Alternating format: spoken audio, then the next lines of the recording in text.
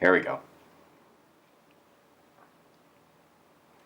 Devil's Workshop number 17. My name is Freeman Michaels, and my goal is the complete and total freedom of every human being on the planet.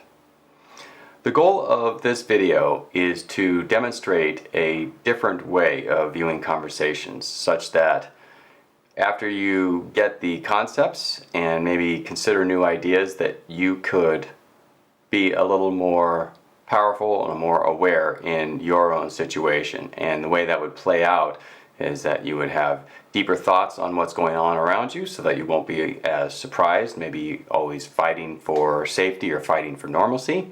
And it will improve your relationship, so you'll have a better understanding of what's going on around you. And after all of that, of course, you would improve the whole world around you. So it starts with, this is generally how we've been taught that things are. There is some truth here. You have person A and person B. Then there's a bunch of facts. And then based on the truth that these facts point to, we can have some decision. And what happens, especially in politics, political debates, but anytime it gets contentious or emotional, is it becomes a battle of whose facts are more relevant. And then based on these individuals' judgments of which facts are more relevant, they have their truth and then their decision. So anytime, like in the last few years, if you've watched, have any conversations around like Russiagate or impeachment, anything Trump related, anything political related since 2015, the conversations go nowhere. And people aren't any closer to any truth or a better decision. In fact, they feel probably further apart because they're like, I don't even know this person. Why do they think that way? So this is kind of the default way we are taught to conversate. And this is how we see in movies, certainly we see in news and politics. Like basically no one's listening to each other. We're all just throwing facts at each other because we're convinced that our truth is more right than somebody else's truth. And the news definitely plays into it because they're like, well, we report the facts and you decide. Well, what happens when not all of the facts are available?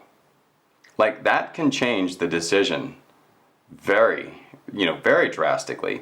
Like you may have all the facts that say you should go to war, but the one missing fact that you need is that all the people who provided you the other facts actually want war. So they're basically tricking you. They may be giving you real facts, but this truth, and that truth in quotes, this truth isn't necessarily a reflection of reality.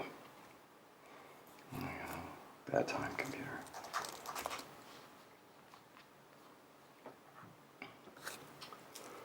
So I'd like to propose a different way of viewing conversations.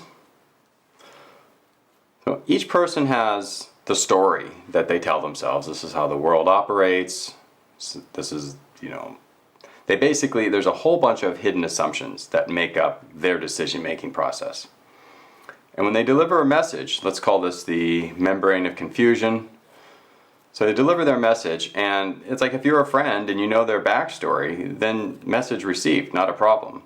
But generally, and especially with political conversations, there's this translation going on. And what this person is unconsciously, maybe consciously, saying to themselves is, what does this guy really mean? Because they have their own story. And there's all the assumptions that aren't mentioned in this opening statement. A lot of assumptions maybe this person isn't even aware of that this person would challenge.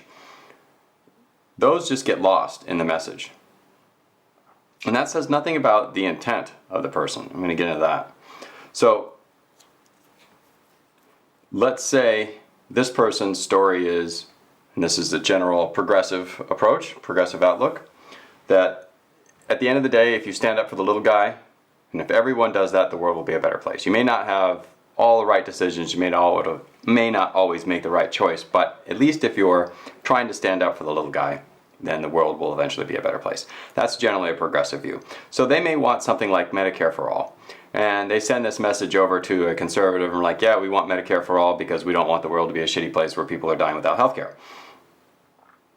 And oftentimes, like the knee-jerk reaction, I guess, if, maybe not so enlightened conservative would be, get off your ass and pull yourself up by your bootstraps and all that.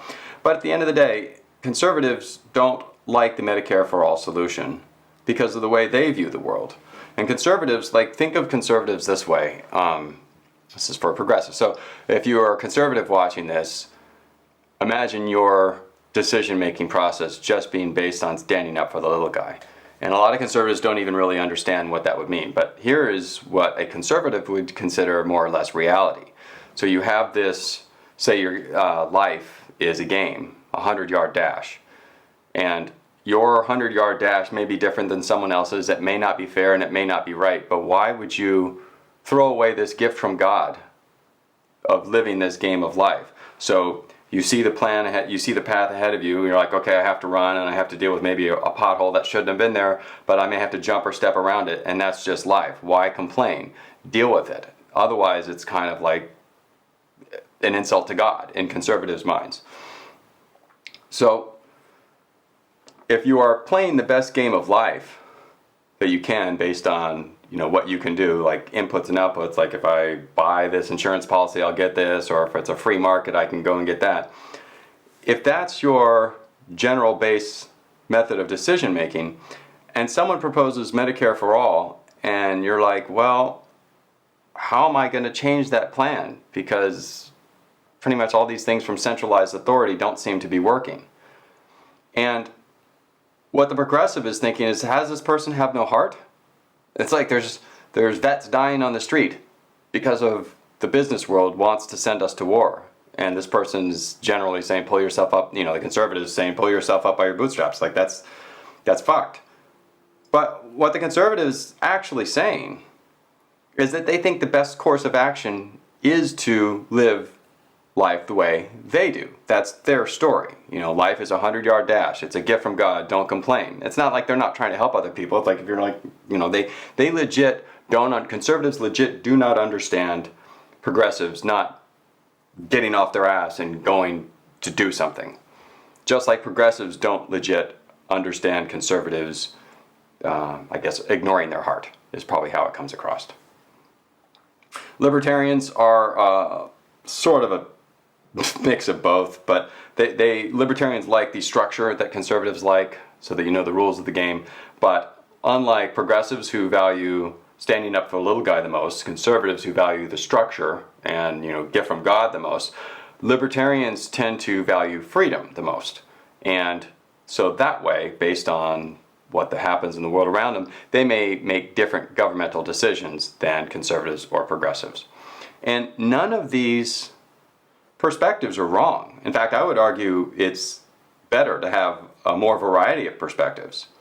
But you want the system that's supporting you and your species to be able to represent these and respect these worldviews, as opposed to currently what we have is, it's like people, the system is incentivizing us to fight and divide.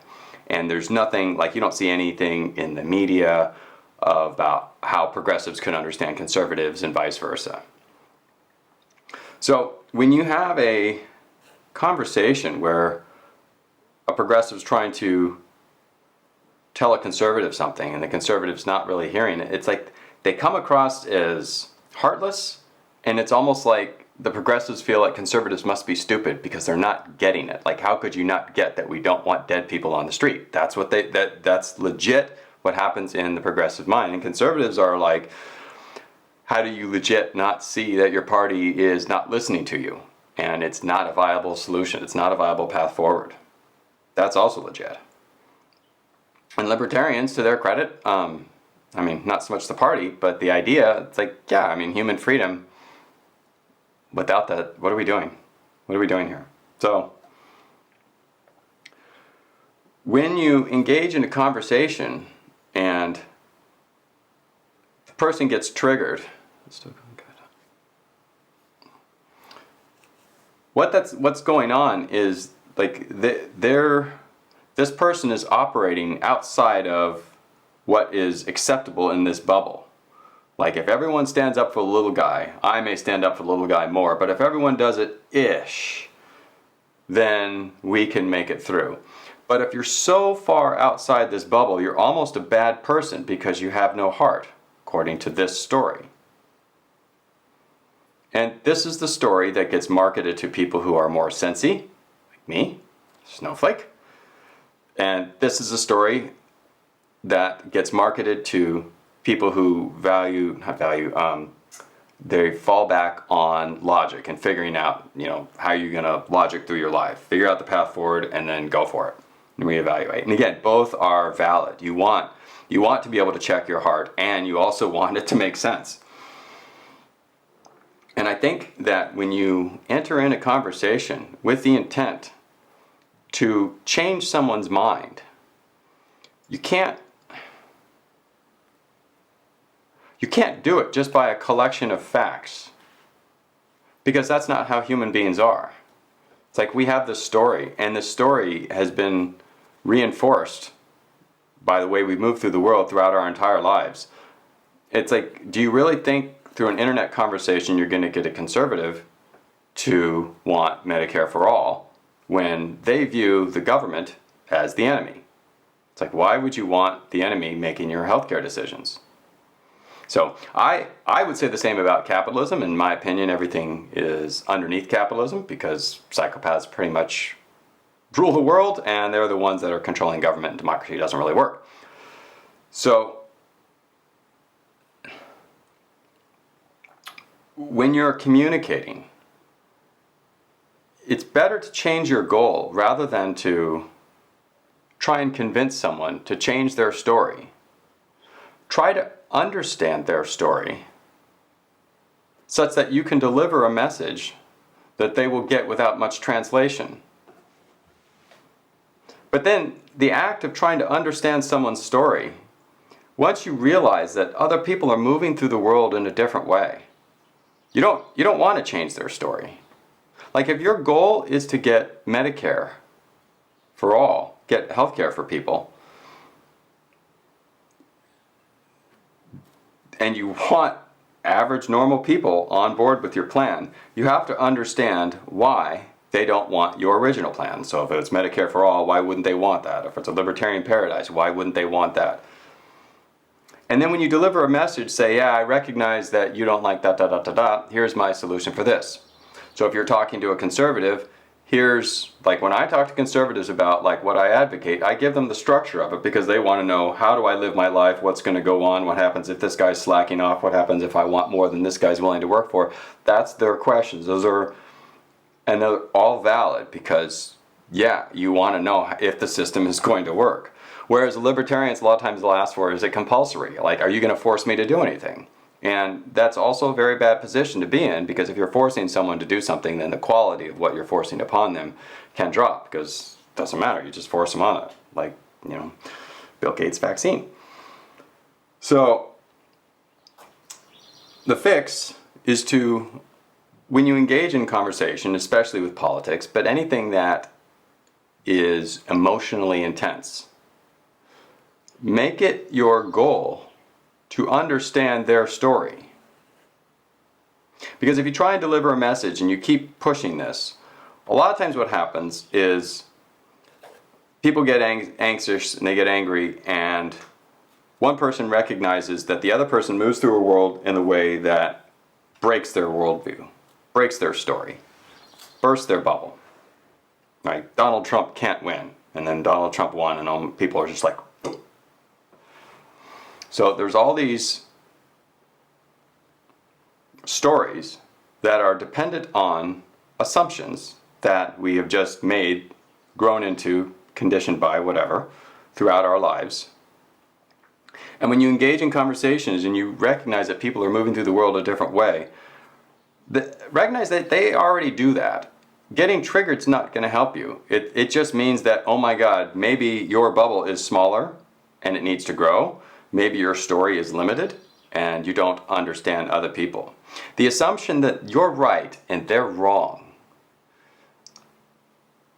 no matter how right you think you are, like it's so simple. People need health care, Medicare for all.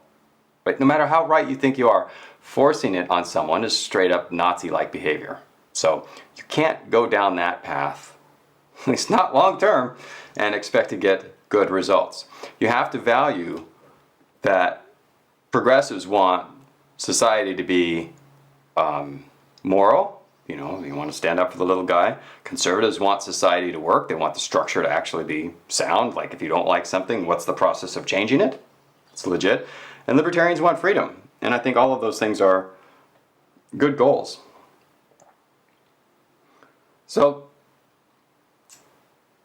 if when you're in one of these conversations and you feel yourself getting elevated, the questions to ask are, why is this other person's opinion making me upset? And you might find that a lot of times they have some response that breaks your worldview because you don't have an answer. And why would you? Because your whole story has most likely been crafted by corporate interests. And they don't tell you the whole story because the whole story is BS. They're trying to keep you like thinking like this, as opposed to trying to learn about how other people view the world. This plays out in a huge way with men and women, or people with lighter skin and darker skin. There's just this assumption about what's going on in the other person that is most likely completely off, but it's all based on your story and what your perception is of the other person's story. And of course that perception is most likely tailored and crafted by the same corporate interests that crafted your limited story. Not to offend anybody, but all of our stories are limited. We certainly don't have all the facts in order to get to some truth to make some good decision. But we have enough facts to know that a lot of what is being told is not true. And you don't have to know what is true in order to make a decision. You don't have to know that the babysitter for sure is a creep. If they give you a creepy vibe, your decision is to go with a different babysitter. And if you are a judge in a court and a lawyer, yes, you need facts and you need the truth, and that's all legit. But when you are talking about politics and voting, especially when you are at that level where it's like, remember, these people are willing to tax you to raise an army and also spend your taxes to shoot at your soldiers to send you to war. Like, that's the mentality of this government global business interests. So, where I was going with that. So a lot of the stories that we have are from those interests that don't really have our best interests in mind. They're not trying to get us to some truth to make a better decision, like we report, you decide. They're trying to convince you that they're reporting all the available and relevant facts so that you come to a decision that their business interests want. And I remember where I was going with that. So if you don't have all the facts, and especially if you know you don't have all the facts, like how do you know what you don't know? It's like, well, someone else's story doesn't make sense. Like if you go on about Russiagate for years and years, but there are no screenshots of Russian bots that actually had an effective conversation on Twitter that changed any votes, then your story is shit. So you don't need all the facts to make a decision. You don't need to know which politicians are innocent or guilty if the general result of the institution they work for is crap. Then your decision is, well, maybe I'm going to walk away. Maybe I'll wait until they're going to do something else. But until then, I'm going to go solve my own problems. And when you learn other people's stories, that helps you solve the problem, because then you're not solving it just your problem. You're solving multiple problems at once. Multiple stories. And you notice how political parties never have like how to talk to the other side. It's always like how to deal with the other side. How to convince the other side they're wrong because they're bad people or they're stupid people or they don't value freedom. Whatever it is that your story is of other people's story. So when you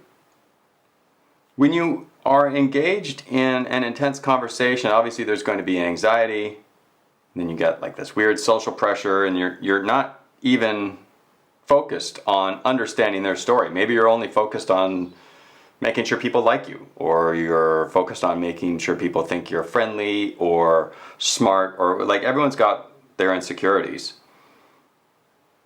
And so what you want to do is try and get to the point where you're engaging in conversations and you're viewing the different stories and motivations of the people around you, such that when you're delivering a message, you would know in advance, like, hey, this person's not open to this type of idea because it would challenge their story and it would make them upset, and you're not trying to piss people off on purpose.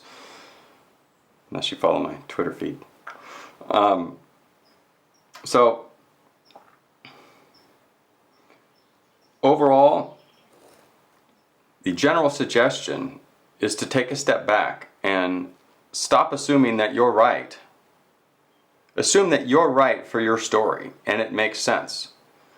But other stories can make sense and can move through the world successfully as required by the other person. Like there are a lot of, say, conservatives that are okay with a Mad Max style world, or libertarians because they value freedom. But progressives wouldn't be about that, because then people wouldn't really have health care and everything would be a lot worse, at least as measured by empathy and human well-being. So stop trying to change people's minds. Try to understand what they're going through. Try to understand what went into their story so that you can recognize their bubble. So that when you are looking for solutions, that you can tailor your solutions to a story that you know is out there, as opposed to trying to shame someone else to adapting to your political beliefs or worldview or whatever.